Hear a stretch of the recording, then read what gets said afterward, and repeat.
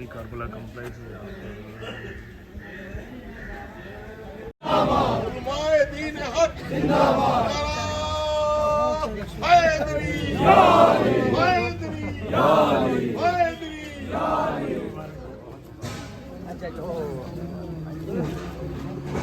तो मोहम्मद वाले मोहम्मद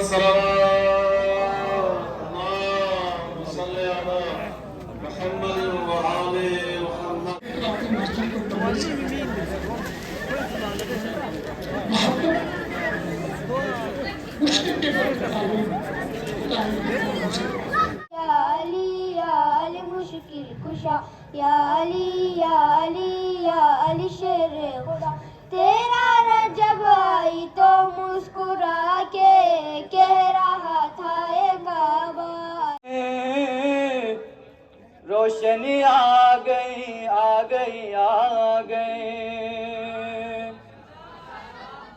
जब खुदा को पुकारा आ गए जब अली आ गए जिंदगी आ गई। अब आगा हाशिम साहब किबला तीनों हजरात तशरीफ ला रहे हैं, हम उनका यहाँ इस्तकबाल करते हैं, लिहाजा मिलजुल के अजमत मोहम्मद वाले मोहम्मद पर दुरूद से उनका इस्तकबाल फरमाए। अल्लाहुम्मा सल्ली अला मोहम्मद वाले मोहम्मद। मेरी जानिब झुका दिया बरसों के इंतजार का कैसा सिला दिया, सारे जहां का सर मेरी जानिब झुका दिया। तेरा रजब को बोला अली से खुदा का घर, तेरा रजब को बोला अली से खुदा का घर। क़िबला मुझे तो आपने काबा बना दिया, क़िबला मुझे तो आपने काबा बना दिया। वाजिबुल एहतराम कौन नहीं है कायनात में, हर वो वजूद कि जो अदल पसंद है, इंसाफ को कायम करता है, वो मौलाई है। नारे लगाने से कोई मौलाई नहीं होता। मुमकिन है कि थोड़ी देर के लिए मेरे जैसा खतीब अपने मिजाज से इनहराफ भी कर ले, तो जब मेरे जैसा खतीब मिजाज से इनहराफ कर सकता है तो थोड़ी देर अपने वजूद से इंसाफ करने के लिए भी हमें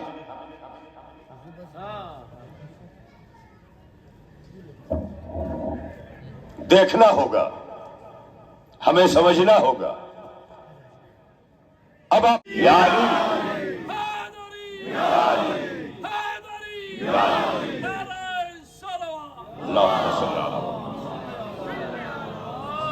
देखिए, आज की सलवातें रोज जैसी सलवात नहीं होनी चाहिए। जब आज की सुबह रोज जैसी नहीं है, आज जब सुबह नमूदार हुई तो आगोश में अली लेकर, तो आज का रोज भी रोज जैसा न तसव्वुर कीजिए। बहुत बड़ा दिन है आज, आलम इस्लाम का, आलम कायनात का, आलम हुर्रियत का, आलम अदालत का, आलम अजमत का, ये तमाम चीजों का, जितने भी अवालिम आप कह लीजिए, मैं इन सब चीजों को भी एक आलम के तौर पे देखता हूं।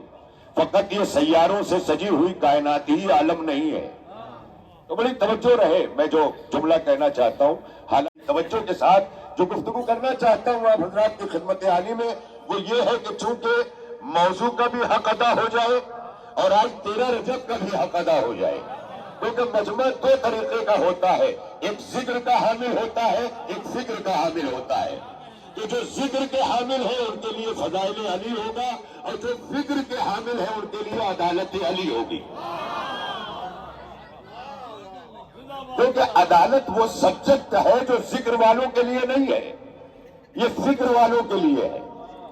बड़ी तवज्जो रहे, देखिए, थोड़ा सा मुस्कुराते रहे, बोलते रहे, माहौल कायम रहे। मुझे पता चले कि मैं अली का जिक्र बहारों में कर रहा हूं, खिजा रसीदा चमन में नहीं बैठा हूं। तो ये आज का ये माहौल जो है, ये चमनिस्तान जैसा होना चाहिए। क्योंकि अगर फूल मिलकर गुलदस्ता बनते हैं तो मजमा मिलकर मवालियान हैदर कर्रार बनता है, और जब ये मवालियान हैदर कर्रार का मजमा होता है तो जाहिर है कि गुलहाए चमन भी रश्क से देखने लगते हैं। तो बड़ी तवज्जो रहे अरबाब करम, शिया तबर्रा करते हैं तो शख्सियत को सामने रख करके नहीं करते, सिफात को सामने रख के करते हैं। अगर सिफात हुसैन जैसा है तो तवल्ला करते हैं, यजीद जैसा है तो तबर्रा करते हैं। تولا نام ہے حسین تک پہنچنے کا اور تبرہ نام ہے یزید سے بچنے کا. کہ کربلا جو وجود میں آئی یہ حفاظت کعبہ کے لیے، اور یہ فقط ہم نے حفاظت کعبہ اور کربلا سمجھا، لیکن جب اس استعارے کی طرف ہم بڑھتے ہیں تو یہ سمجھ میں آتا ہے کہ علویت کے تحفظ کے لیے حسینیت وجود میں آئی. اور پورا جملے کا حق ادا کر دوں چونکہ حضرت علی اور سماجی انصاف کا نام ہے. حسین کا ظلم کے مقابلے میں کھڑا ہونا ہی اس بات کی دلیل ہے کہ حسین قیام عدل کے لیے کھڑے ہوئے ہیں. کیا کروں میں، یہ سارے جملے اگر میں اپنے موضوع کا حق ادا نہ کروں. کچھ حضرات ہیں انہوں نے چشمہ لگا لیا تو سوچتا ہے مسکرانا بھی بدعت ہے. بھائی رونے کو تو سبھی نے بدعت کہا ہے، لیکن مسکرانے پر مفتی نے بھی بدعت کا فتویٰ نہیں دیا ہے. مسکراہٹ تو انہیں وہ کہتے ہیں نا کہ بڑی توجہ. اور باب کرم میں پھر آ رہا ہوں اس تبرے کی طرف، چونکہ آج بہت لازم ہے، چونکہ شیعت کی شناخت ہے علی، شیعت کی پہچان ہے علی، شیعت کا سیمبل ہے علی. اور ظاہر ہے کہ جو علی ہے نا وہ تنہا علی نہیں ہے، مصطفیٰ پیکر وجود کا نام مرتضیٰ ہے. یانا مدینۃ العلم وعلی بابہا جو پیغمبر ختمی مرتبت نے کہا ہے، وہ اسی لیے کہا ہے تاکہ دنیا کی سمجھ میں آ جائے کہ اس دروازے سے وہی باہر آئے گا جو شہر کے اندر ہے. تو جب عدالت علی کی بات ہوگی تو یہ دین مصطفیٰ ہی کی بات ہوگی. مگر میں تھوڑا سا اس وقت تبرے پہ آ جاؤں، اور تبرے پہ اس لیے آ رہا ہوں کہ بہت سے حضرات آج یہاں بھی بیٹھے ہوئے اکثر ہوتے، ارے صاحب تبرہ، تو تبرہ گالیاں دینے کا نام نہیں ہے. پیام اعظمی نے اسی تبرے کی ایک جگہ تشریح کرتے ہوئے کہا ہے کہ حسینیت تو ہے خود مرکز رواداری. کچھ لوگ رواداری کے خلاف ہیں، لیکن رواداری سماجی انصاف کا ایک باب ہے.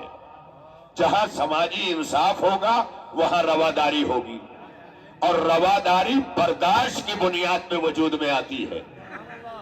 اس کا مطلب یہ ہے کہ برداشت بھی ہونا چاہیے. جس طرح غدیر کے مقابلے میں ہم نے خلاف غدیر لوگوں کو بھی سماج میں برداشت کیا ہے.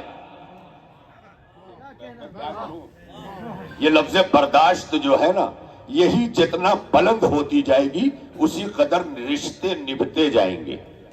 جن سے دل نہیں چاہتا گفتگو کبھی، اگر ان سے بھی بولنا پڑے تو اسی کا نام برداشت ہے. اور جس کے پاس قوت برداشت نہیں ہے وہ انصاف نہیں کر سکتا. دیکھیں میں کیا کروں، جب موضوع کے قریب آتا ہوں تو سناٹا چھا جاتا ہے. جس کے پاس قوت برداشت نہیں. ہاں بھائی اگر میں مائک سے قریب ہو جاؤں تو مائک والے اپنی آواز کم کر لیں، میں ذرا دور ہونا کم پسند کرتا ہوں، کیونکہ ایک مرتبہ جس کے قریب ہو گیا پھر دور نہیں ہوتا. بڑی توجہ رہے ارباب کرم، ذرا دیکھتے آئیں. مولا سلامت رکھے آپ سب کے چہروں کا تبسم جاری رہے، تمام فکر سے آفات و بلایات سے مولا آزادی دے، اور اسی طرح سے تو ارباب کرم بڑی توجہ رہے. تو پیام اعظمی نے بڑے پیارے انداز میں تشریح کی ہے کہ حسینیت تو ہے خود مرکز رواداری. سکھائی جاتی ہے اس انجمن میں غم خاری، قدم قدم پہ ہے عشق و وفا کی گلکاری. سفید جھوٹ ہے یہ تہمت دل آزاری، کسی کو گالیاں دینا ہمارا کام نہیں، یہ بزم اہل محبت ہے تخت شام نہیں.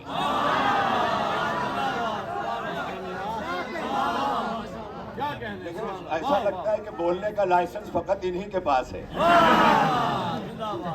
ذرا بولتے بھی آئے نا. یا علی، یا علی، یا علی.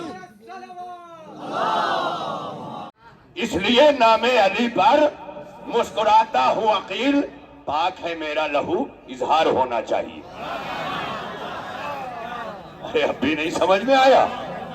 یا علی لا یحبک الا طاہر الولادہ ولا یغضبک الا خبیث الولادہ. یہ حدیث فقط شیعوں کے ہاں نہیں ملے گی، تمام اکابر علماء اہل سنت نے بھی لکھا ہے اے علی تجھ سے کوئی محبت نہیں کرے گا سوائے اس کے کہ جس کی ولادت پاک ہے. اور کوئی بغض نہیں رکھے گا سوائے اس کے کہ جس کی ولادت میں نجاست ہے.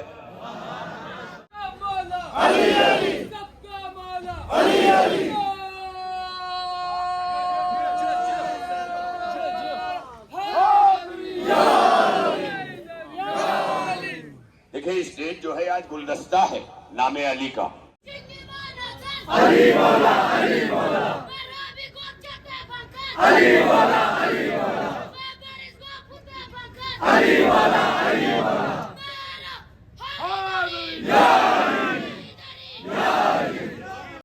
آج کے اس جشن اور کانفرنس کیا ایک دور تمام ہونے کے بعد ابھی دوسرا سلسلہ اور دوسری نشست کا آغاز ہونے جا رہا ہے. جو حضرات اپنی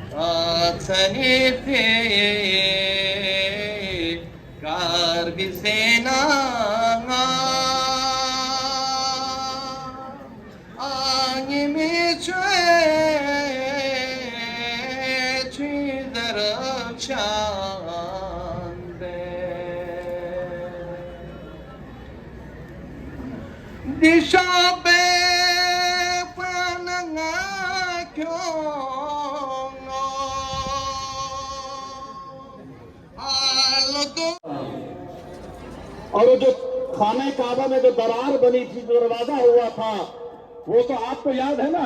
اسی یاد کو یاد رکھتے ہوئے درار صدیوں سے جو ہے اسے مٹا کے دکھا.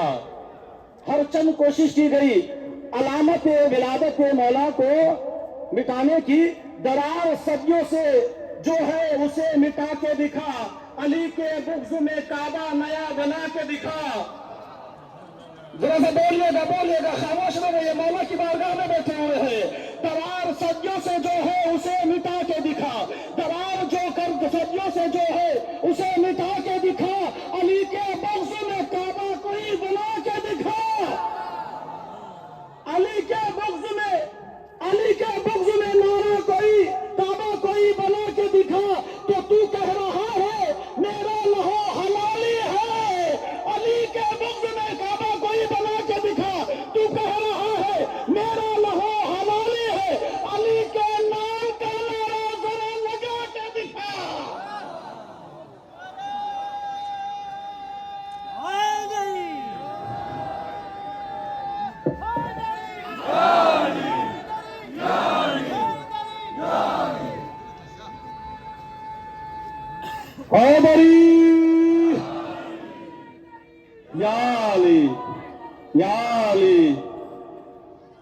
خطیب کہلاتے ہیں.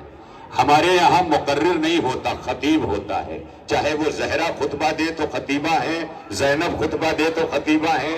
تو یہ خطابت دراصل اس فن کا نام ہے کہ جہاں ہر علم بیعت کیے ہوئے ہوتا ہے. جب علوم بیعت کر لیں تو خطابت مارز وجود میں آتی ہے. تو میں شروع کروں کہ کچھ لفظ ہے مجلس, جلسہ, میلاد, مجلس, یہ سب اپنی اپنی اصطلاحیں رکھتی ہیں. لیکن آج انجمن امامیہ جموں نے اپنی گزشتہ 5-6 برسوں کی تاریخ کو اس سردی کے شباب میں, حالانکہ آج بتا رہے ہیں لوگ کہ ہفتے بھر سے سورج نہیں دکھائی دیا تھا, مگر کل آنکھ مچولی کر کے آج اپنی آب و تاب کے ساتھ نظر آیا. کیوں نہ نظر آئے؟ سورج کے راستے میں جو بھی چیزیں باندھا ہیں, جب سورج چاہتا ہے کہ میں چمکوں تو وہ آسمان پھاڑ کے اپنے آپ کو پہچنواتا ہے, اور جب علی چاہتا ہے میں چمکوں تو کعبے کی دیوار پھاڑ کے پہچنواتا ہے. تو بہرحال آپ بیدار ہیں. بڑی تیزی سے میں نے عرض کیا تھا کہ میں موضوع پہ گفتگو کرنا چاہتا ہوں. پر اتنا ہی سا فرق ہے کہ سنی حضرات وہ ہیں جو صحابی کو برا نہیں مانتے, اور شیعہ وہ ہیں جو برے کو صحابی نہیں مانتے. اتنا ہی فرق ہے, اس سے زیادہ نہیں.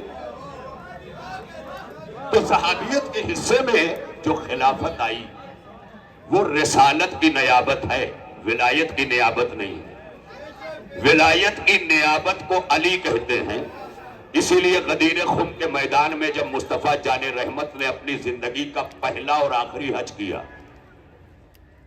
نبی نے کوئی دوسرا حج نہیں کیا تھا، کیونکہ حج کی آیت آئی ہے سن 2 ہجری میں، حج واجب ہوا ہے سن 2 ہجری میں، یعنی ہجرت کے 2 برس بعد۔ کیا آپ نہیں کر سکتے حج؟ اللہ کے رسول نے کہا کیوں؟ انہوں نے اپنی کنڈیشن رکھی، نبی نے ساری کنڈیشن کو قبول کر لیا، یعنی حج ٹالا۔ کس لیے حج ٹالا؟ تاکہ فتنہ نہ ہو۔ میں کیا کہہ رہا ہوں؟ اس کا مطلب فتنہ برپا کر کے حج کرنا سیرت نبی کے خلاف ہے، فتنے کو روکنے کے لیے حج چھوڑ دینا ہی نبی کی سیرت ہے۔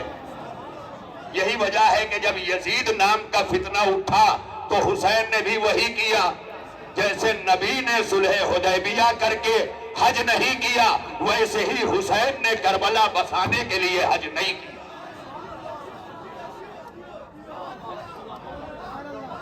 فکر کرنے، غور کرنے کی بات۔ نظر ملتی ہے نا تو نظر کے نام پہ اتنا کھا لیتے ہیں کہ پھر جسم بستر ڈھونڈتا ہے، اور جبکہ نظر کو چکھنا چاہیے، کھانا نہیں چاہیے۔ یہاں پہ بیٹھے ہوئے لوگ ہیں، ان کی خدمت میں بھی میں ایک جملہ کہہ دوں، آپ یاد رکھیے گا۔ خود مولا علی فرماتے ہیں کھلاؤ تاکہ حکومت کرو، تو حکومت اللہ نے کھلانے میں رکھی ہے، کھانے میں نہیں۔ کھلاؤ تاکہ حکومت کرو، اور پھر کہتے ہیں مت کھاؤ کہ تمہاری رگوں میں محکوم لہو بنے۔ اس کا مطلب کھلانے والا حاکم، کھانے والا محکوم۔ اب مکے کی تاریخ میں پڑھ لو، جو کھلانے والے ہیں وہی حاکم رہیں گے۔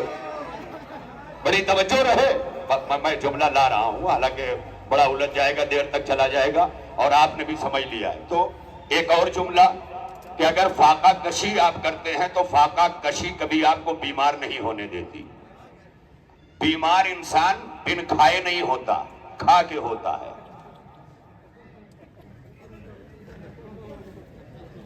آپ نے، ہم نے سنا ہوگا، اللہ، ایک بہت بڑے ایران کے اسکالر گزرے ہیں، استاد شہید مرتضی مطہری، امام خمینی کے انقلاب میں سنگ میل کی حیثیت رکھنے والے، بلکہ انقلاب اسلامی کا انتظام کرنے والوں میں استاد مرتضی مطہری کی شخصیت ہے۔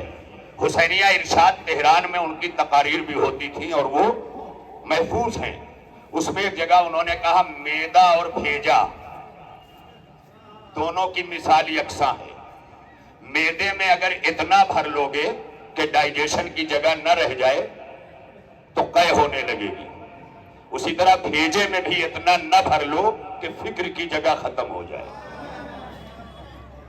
جن کے یہاں بھیجے میں علم بھرا ہے اور فکر نہیں ہے، وہ علمی قے کرتے ہیں، اور ان سے آپ ہوشیار رہا کریں، کیونکہ اسلام فکر کا نام ہے۔ بڑی توجہ کے ساتھ، اب میں بڑی تیزی سے آ رہا ہوں۔ تو ولایت کے ذمے اللہ نے حکومت رکھی۔ اب علامہ اقبال کے نظریے میں اجتہاد پر وہ لکھی گئی کتاب جو میرے ساتھ سفر میں بھی رہی، موضوع دیکھ کر میں نے ساتھ میں رکھ لیا تھا۔ میں نے جب اسے پڑھا تو ہمارے اس کرۂ ارض پر اسلام کے تصور میں 4 ادوار گزرے ہیں۔ ایک دور کو خلافت کہتے ہیں، دوسرے دور کو ملوکیت کہتے ہیں، تیسرے دور کو شاہی کہتے ہیں، اور چوتھے دور کو جمہوریت کہتے ہیں۔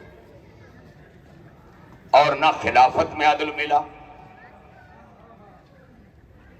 نہ ملوکیت میں ملا، نہ شاہی میں ملا، نہ جمہوریت میں ملا۔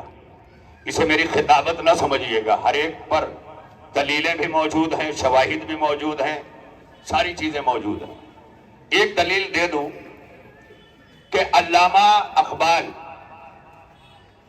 اقبال لاہوری کے نام سے ایران میں پہچانے جاتے ہیں، اور جتنا ایرانی کام کیا گیا، آیت اللہ خمینی نے اپنی تقریروں میں کوٹ کیا، استاد مطہری نے اپنی تقریروں میں کوٹ کیا ہے علامہ اقبال کو۔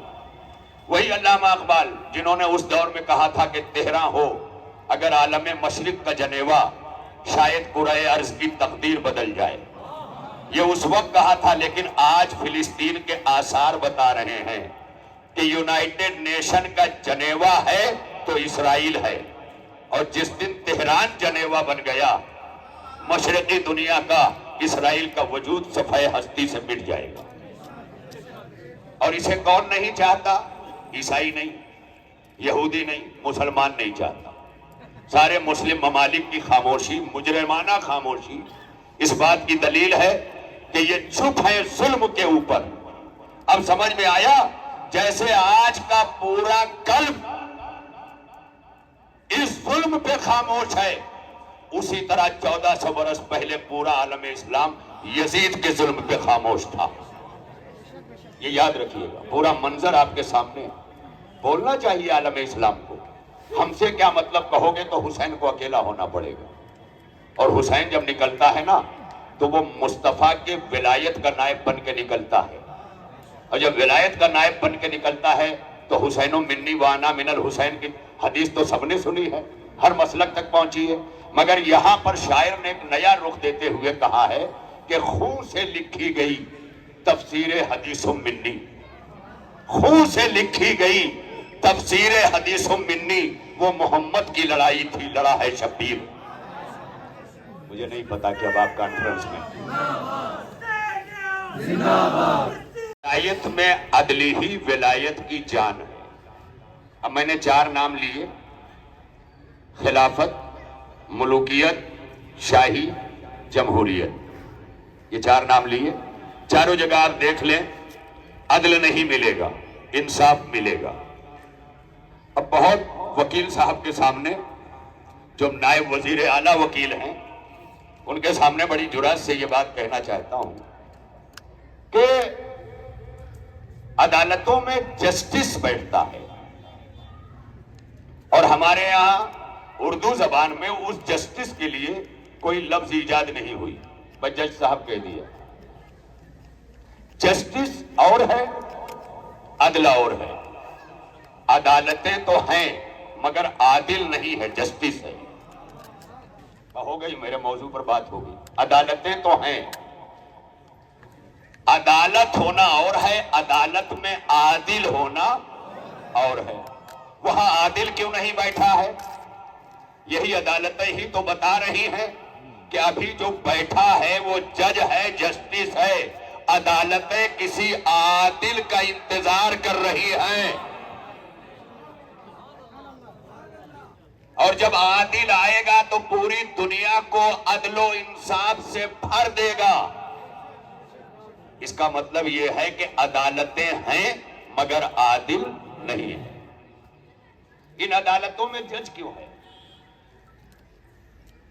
عادل کیوں نہیں ہے؟ اردو میں عادل کہنا چاہیے جج کو، لیکن نہیں کہا جاتا. لکھا گیا کہیں عادل صاحب، جج صاحب ہی لکھا گیا.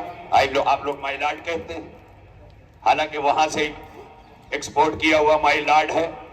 ایک طرف یہ ان سے مائی لارڈ کہلواتے ہیں، اور دوسری طرف جب اللہ سے روٹی مانگنا ہوتی تو مائی لارڈ کہتے ہیں. تو اس سے یہ بھی پتا چلا کہ یہاں بھی ملا ہوتا تو کفر و شرک کے فتوے دے دیتا کہ وکالت کا پیشہ حرام ہے، یہ جج کو رب کہتے ہیں. آپ دیکھ لیں منظر. بھائی عدالتوں میں عدالت عدل سے بنا ہے، اور جج جو آیا ہے یہ جوڈیشنری سسٹم سے آیا ہے، اور جوڈیشنری جمہوریت کی کوکھ سے وجود میں آتی ہے. جمہوریت کے اندر ایکویلٹی تو ملے گی، مساوات تو ملے گا، عدل نہیں ملے گا. یہ ہے جمہوریت کی کمزوری. جمہوریت میں کہیں ہو پوری دنیا میں، میں کسی ملک کی بات نہیں کرتا، میں جمہوریت کی بات کر رہا ہوں، ڈیموکریسی کی بات کر رہا ہوں. عدل اور ہے، مساوات اور ہے. ابھی تک طریقہ حکومت جو دنیا میں آئے اس میں سب سے کامیاب طریقہ حکومت جو مانا گیا وہ ہے جمہوریت. حالانکہ اسلام کی جمہوریت اور ہے، مغرب کی جمہوریت اور ہے. مغرب کی جمہوریت امریکہ دعویٰ کرتا ہے کہ ہمارے پاس ہے، اسلام کی جمہوریت کا دعویٰ ایران کرتا ہے کہ ہمارے پاس ہے. دیکھ لیں دونوں جمہوریتیں ہیں آپ کے سامنے. ایران کی جمہوریت اقبال کے تصور کی جمہوریت، مگر اس اقبال نے بھی کہا کہ معاشرے میں عدل کے نافذ کرنے کے لیے جمہوریت ناکافی ہے. ڈیموکریسی یہ ناکافی ہے، کیونکہ ڈیموکریسی مساوات کے نظام کو تو نافذ کر سکتی ہے، عدل نہیں کر سکتی، کیونکہ مساوات الگ چیز ہے، عدل الگ چیز ہے۔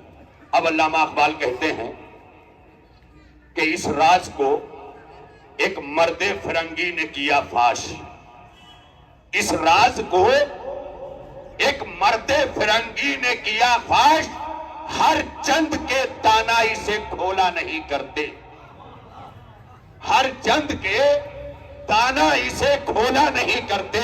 جمہوریت ایک طرز حکومت ہے کہ جس میں بندوں کو گنا کرتے ہیں، تولا نہیں کرتے۔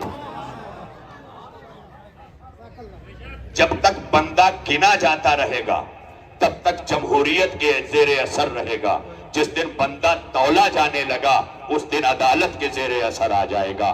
مسلمان جب تک جمہوریت کی نگاہ سے علی کو دیکھے گا، علی کو سب کے برابر کر دے گا، لیکن جب عدل کی بنیاد پہ دیکھے گا تو اسے نظر آئے گا کہ ہر صحابی کہتا ہوا نظر آیا کہ اگر علی نہ ہوتے تو میں ہلاک ہو جاتا۔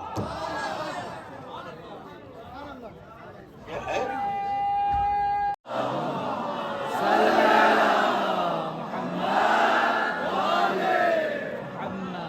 گنبد خضرا کی بات آئی تو یہ بھی کہہ دوں اسٹیج پر تشریف فرما شخصیتوں سے کہ جو علی کعبے میں پیدا ہوا تھا نا، اس کی بھی خبر مسلمانوں کو نہیں ہے، تو اس کی بھی خبر نہیں ہوگی کہ وہ مسجد میں شہید ہوا۔ اگر نہیں ہے تو علامہ اقبال ہی سے پوچھ لو، وہ کہتے ہیں کسیرا میسر نشد سعادت کعبہ ولادت مسجد شہادت۔ کائنات میں ہے کوئی ایسا کہ جس کو یہ سعادت اسلام میں نصیب ہوئی ہو کہ پیدا ہو تو کعبے میں اور شہید ہو تو مسجد کوفہ میں؟ یہ ہے۔ اس سے یہ پتا چلا کہ کائنات میں اگر کوئی پاک ہے نبی کے گھرانے کا تو وہ پنجتن پاک ہیں۔ اس کے بعد تمغے کی صورت میں مسلمان جسے چاہے پاک کہے، وہ تو اس وقت آپ مجھے بھی پاک کہہ لیجئے، حیدری پاک، کیونکہ ابھی تو میں پاک ہوں، لیکن گارنٹی نہیں ہے کہ میں یہاں سے ہٹوں گا تو پاک رہوں گا، کبھی بھی نجس ہو سکتا ہوں۔ تو جو کبھی بھی نجس ہو جائے وہ نطفہ نجس کا پیداوار ہے، اور جس کے لیے آیت تطہیر ضمانت دے دے کہ ان کے قریب نجاست نہیں آ سکتی، وہ پنجتن پاک کہلاتے ہیں، وہ علی پاک ہے۔ جہاں آیت گارنٹی دے رہی ہو وہاں پاکیزگی ہے۔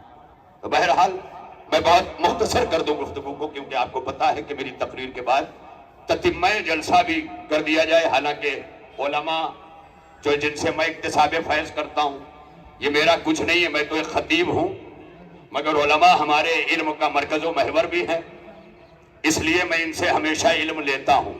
بخالی خطابت میری کاریگری ہے کہ علم کا چبایا ہوا لقمہ ان سے لیتا ہوں اور خطابت کی چاشنی لگا کے اسے ذائقے دار بنا دیتا ہوں، اور آپ لوگ تبرک کی طرح لینے لگتے ہیں، ورنہ علماء ہی ہمارے لیے سب کچھ ہے۔ یہ الگ بات ہے کہ آج اسلام دشمن طاقتیں ہر مسلک کو دور لگانے میں لگی ہوئی ہے کہ یہ علماء سے دور ہو جائیں، کیونکہ جب تک ملت اپنے علماء سے قریب رہے گی اپنے اسلام کی رہے گی۔ یہ دوری ہر جگہ ہو رہی ہے، ہر جگہ، خدا کی قسم۔ لیکن یاد رکھیے گا کہ دین کی رہبری، دین کی ذمہ داری، جب بھی اس طرف آپ دیکھیں تو علماء کی طرف دیکھیں، اور حاکم انہیں مانیں جن پر علماء کا ہاتھ ہو، مگر علماء حق کا ہاتھ ہو، علماء سو کا نہیں، کیونکہ علماء سو کا اجتماع یزید کو بھی رضی اللہ بنا دیتا ہے نا؟ آپ مطمئن پوری طرح سے، میں اب اپنی گفتگو کو بہت مختصر کر رہا ہوں، عدل اور عدالت تک میں آیا تھا۔ تو علامہ اقبال نے کیا کہا؟ علامہ اقبال نے کہا کہ جمہوریت ایک طرز حکومت ہے کہ جس میں بندوں کو گنا کرتے ہیں، تولا نہیں کرتے۔ تو یہ گننا اور تولنا کا اس کا فلسفہ کیا ہے؟ تو اس کا فلسفہ جمہوریت کا طرز انتخاب ہے۔ کلکٹر صاحب محنت کر کے کلکٹر بنے، آئی اے ایس صاحب کمپٹیشن میں بیٹھ کے آئی اے ایس بنے، یہ سارے علم حاصل کر کے بنے، لیکن جب ان کے ہاتھوں میں بیلٹ پیپر یا ای وی ایم جو آج مشکوک بنی ہوئی ہے، عدالت خاموش ہے مگر وکیل بول رہے ہیں، EVM, चाहे वो दबाना हो उसका बटन, या बैलेट पेपर पर ठक से कश्मीरी जबान में मोहर लगानी हो, और चाहे मराठी जबान में, जिस बंबई से मैं आया हूं, सिक्का मारा, तो चाहे वो सिक्का लगाना हो। तो एक जाहिल जिसने कभी मदरसे का मुंह नहीं देखा, जब वोट देने जाएगा उसका भी एक वोट, और जो कंपटीशन में बैठकर अपनी जिंदगी को इल्म के हवाले कर चुका, जब ये वोट देने जाएगा तो इसका भी एक वोट। तो इसका नाम है मसावात। जहां सर गिन के हक बांटा जाए उसे मसावात कहते हैं, और जहां क्वालिटी और जरूरत देख के तकसीम किया जाए उसे अदल कहते हैं। जमहूरियत का तर्ज तकसीम क्या है? एक राशन कार्ड बनवा दिया, जितना यूनिट उतना अनाज। अभी तो 5 ही किलो 80 करोड़ लोगों का है, लेकिन जब तक ये फ्री नहीं हुआ था अनाज, तब तक राशन कार्ड पे बंटने वाला अनाज हर यूनिट पर एक आदमी, एक बालिग, एक मैच्योर, उसे एक मुअय्यना अनाज दिया गया। उसमें कोई जवान है, कोई बूढ़ा है। बूढ़े को दांत नहीं है, पेट में आंत नहीं है, वो रोटी डालता है पेट में तो उसकी रोटी बर्बाद होती है। जवान को 2 रोटी मिलती है, वो भूखा रह जाता है। तो इसका मतलब यह है कि मसावात में अदल तो नहीं हो सकता, तकसीम हो सकती है। तो जहां मजबूरी में तकसीम हो उसे मसावात कहते हैं, और जहां अख्तियार में तस्लीम हो उसे अदल कहते हैं। इसीलिए जब 4 साल 9 महीने अली ने हुकूमत की तो रोटी को किसी निजाम के हवाले नहीं किया, बल्कि अपनी पीठ पे रखा, और पीठ पर रखकर दरवाजों पर अली रोटियां लेके पहुंचे, ताकि अली आंखों से देखें कि कौन कितना जरूरतमंद है, उसे उतनी रोटी दी जाए। इसे कहते हैं अदल और अदालत। ये खेती का बाब है, इस खाक को उभार कि तू बुतराब है। और फिर जोश कहते हैं काबे के गिर्द एक किरण घूमने लगी, रूहे मोहम्मद अरबी झूमने लगी। हाय हाय, काबे के गिर्द एक किरण घूमने लगी, रूहे मोहम्मद अरबी झूमने लगी। अब जोश कहते हैं कि जैसे ही निस्फ नूर मिला, निस्फ नूर से अपने को किरदिगार ने देखा गुरूर से।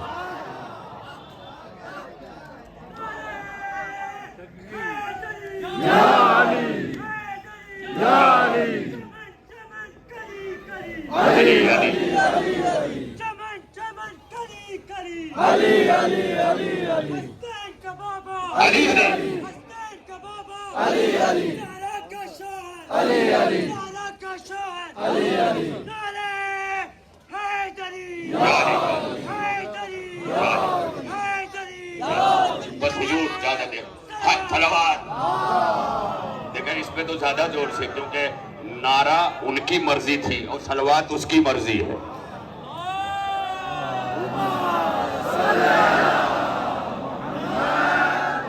माशाअल्लाह, उसकी मर्जी पे अमल करना इताअत कहलाता है, तो बंदगी है ये। तो अरबाब करम, अरबाब फिक्र नजर अब अली लेने पहुंचे हैं। अली क्या है? मुस्तफा की मीजान। मीजान ही अलामत है अदल की। कुरान मजीद की जिस आयत को मैंने शुरू में पढ़ा, हमारे यहाँ भी 30 पारे कुरान है अब्दुल मजीद भाई, मगर मशहूर कर दिया गया शियों का कुरान और है। हालांकि अल्लामा इकबाल शियों के बड़े महरम थे। उन्होंने कहा था सबका एक नबी, दीन भी, ईमान भी एक, हरम पाक भी, अल्लाह भी, कुरान भी एक। मगर जो इकबाल से आगे बढ़े हुए जाहिल है ना, ये कहते हैं इनके यहाँ कुरान अलग है। कुरान अलग हमारे यहाँ कोई नहीं है। यही कुरान है जो कुरान अली ने अपने दौरे हुकूमत में तस्दीक करके उम्मत के हवाले किया है, और वही बयाज उस्मानी है। शिया सुन्नी इत्तेहाद के लिए यही काफी है कि अली ने उस कुरान पर अपना अप्रूवल दे दिया जिसे बयाज उस्मानी कहा जाता है। इससे बड़ी मंजिल क्या होगी इत्तेहाद की? लड़ने के 1000 बहाने हैं, मगर इत्तेहाद सोचें आप کہ حضرت عثمان کے زمانے میں جمع کیا ہوا قرآن، علامہ جلال الدین سیوطی نے اپنی مشہور ترین تاریخ قرآن پر جو کتاب لکھی ہے اس کا نام ہے اتقان فی علوم القرآن، اس میں انہوں نے درج کیا ہے، بتایا ہے کہ بیاض عثمانی حضرت عثمان کے زمانے میں ترتیب پایا ہوا قرآن ہے، مگر جب علی کے زمانے حکومت میں آیا تو علی نے اسی پر اپنا اپروول دے دیا۔ بہت سے وہ چاہنے والوں نے کہا یا علی اب تو آپ کو حق ہے اپنا قرآن جاری کرنے کا، تو علی نے کہا کون سا اپنا؟ کیا تم چاہتے ہو امت میں دو قرآن ہو جائے؟ کتنی بڑی منزل تھی، کیونکہ علی نے خالی جو قرآن جمع کیا تھا وہ رکھ لیا تھا، اب سوچا جب علی کی حکومت آئی ہے تو علی وہی جاری کرے، لیکن علی نے وہ قرآن رکھا ہی رہنے دیا، بلکہ اتنا کہا کہ یہ وہی ہے جو اللہ نے بھیجا ہے، مگر علی نے ایک جملے کا اضافہ کیا تھا کہ اس میں کچھ کم زیادہ نہیں ہوا ہے، اس کا مطلب یہ ہے کہ شیعہ کم زیادہ کے قائل نہیں ہیں، مگر ایک چیز کے قائل ہیں، اس کا نام ہے ترتیب۔ ترتیب کیا ہے؟ قرآن جو ہے 8 سال 9 مہینے 13 دن مکے میں نازل ہوا، 12 سال 5 مہینے 13 دن، 12 سال 5 مہینے 13 دن مکے میں نازل ہوا، 9 سال 9 مہینے 9 دن مدینے میں نازل ہوا، اس طرح 23 برس تک قرآن آیا۔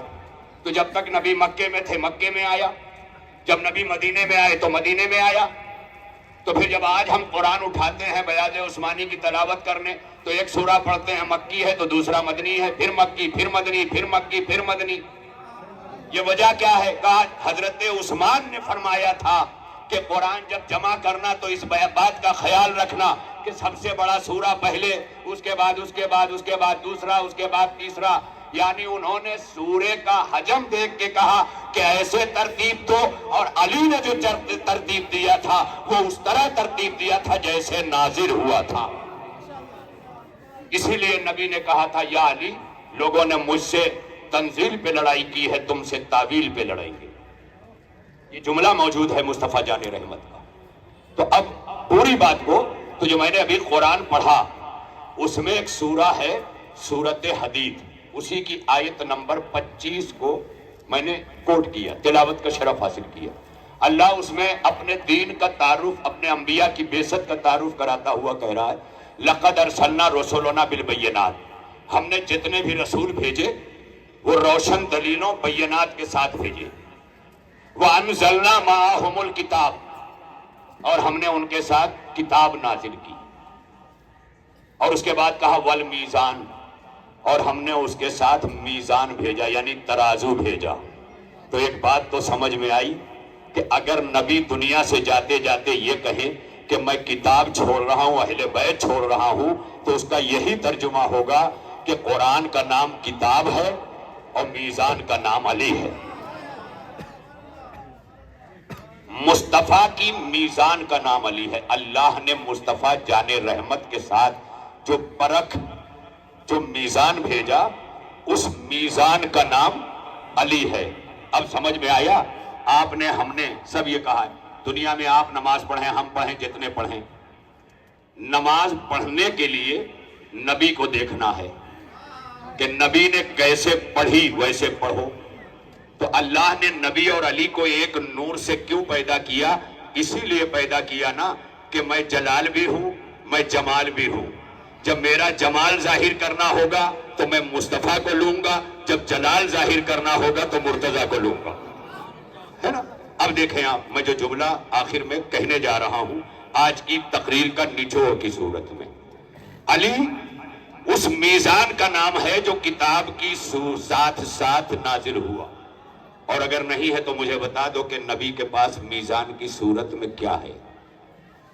وہ میزان علی ہے، وہ میزان علم، وہ میزان حکمت۔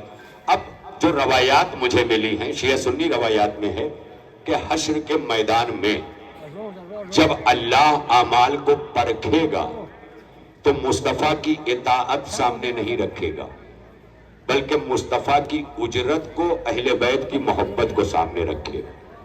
تو اس کا مطلب عمل کرنے کے لیے سیرت مصطفیٰ کی ضرورت ہے، اور قبول کروانے کے لیے سیرت مرتضیٰ کی ضرورت ہے. یہ ہے منزل. دیکھیں میں بہت بڑی بات کہہ رہا ہوں. کمپنیاں آج کل جو نمونے بنواتی ہیں نا تو بنواتی ہیں. آپ کو مال ڈھالنا ہے کہا یہ نمونہ رکھیے, اور جب ہم مال آپ سے لیں گے بن جانے کے بعد تو ہم اپنے نمونے سے ملائیں گے. کیوں؟ کیونکہ نمونہ بدلنے کا خطرہ ہو جاتا ہے. گھپلا کرنے والے نمونہ ہی بدل دیتے ہیں. تو اسی لیے امت کے حوالے مصطفیٰ کو کیا, کہا اس کو دیکھ کے عمل ڈھالنا, اور علی کو اپنے پاس رکھا کہ علی کے عمل کے ذریعے عمل جانچوں گا. یہ اس لیے دونوں ضروری ہیں. اور اسی لیے مصطفیٰ جان رحمت کی اجرت کو محبت اہل بیت کہا گیا. اب اگر کوئی اہل بیت سے اور علی سے محبت کرتا ہے تو علی سے محبت علی کی وجہ سے نہیں کرتا, مصطفیٰ کی اجرت دینے کی بنیاد پہ کرتا. تو محب علی کا ہونا بہت ضروری چیز ہے. اور اسی محبت علی کے صدقے میں جو میزان عدل بن کر مصطفیٰ جان رحمت کی میزان بن کر آیا, جس نے کائنات میں 4 سال 9 مہینے حکومت کر کے آدم سے صبح قیامت تک کے روٹی کپڑا اور مکان کے مسئلے کو حل کر کے, اس دور میں وقت نہیں تھا میرے پاس, ورنہ ابھی مولانا نے نام لیا تھا صوت العدالت الانسانیہ, voice of human society, human justice. یہ کتاب ایک عیسائی نے لکھی تھی حضرت علی کی سیرت پر. اس نے علی کے عدل کو جس طرح اشکارا کیا ہے کہ یہ علی کے عدل کا نتیجہ تھا کہ جارج جرواق کو جب علی کی سیرت پر لکھی ہوئی کتاب کے لیے فنڈ مسلمانوں نے نہیں دیا تو چرچ کے فادر نے چرچ کی پیٹی توڑ کر وہاں سے پیسہ نکال کر جارج جرواق کے حوالے کیا. جب اس نے کہا کہ جس مسلمانوں کے علی ہیں, جب انہوں نے فنڈ نہیں دیا تو فادر یو آر کرسچن, آپ کرسچن ہو کر کے یہ فنڈ مجھے کیوں دے رہے ہیں؟ کہا میں کرسچن ہو کر کے تمہیں یہ بتانا چاہتا ہوں کہ جب علی نے اپنے دور حکومت میں حکومت کی ہے تو ہم عیسائی اقلیت میں تھے, لیکن علی نے اقلیت میں ہونے کے باوجود بھی وہی برابری جو حکومت کی طرف سے مسلمانوں کو مل رہی تھی وہی ہمیں بھی دی. تو جب اس طرح سے کائنات میں سوشل جسٹس ہوگا تو نہ کوئی مذہب کے نام پہ سیاست کر سکے گا, نہ رنگ کے نام پہ سیاست کر سکے گا, نہ نسل کے نام پہ سیاست کر سکے گا. اس کا مطلب یہ ہے کہ سیاست اگر چاہیے تو علی کی سیرت میں ڈھونڈ لو, کائنات میں بے چینیوں کا سارا مسئلہ حل ہو جائے گا. اور اگر نہیں ڈھونڈنا چاہتے تو علی کے آخری لال مہدی کا انتظار کر لو کہ جب وہ آ جائے گا تو عدل کا قیام ہو جائے گا. اسی کے ساتھ میں اسٹیج پر تشریف فرما اپنے تمام معززین قوم و قبیلہ مسلک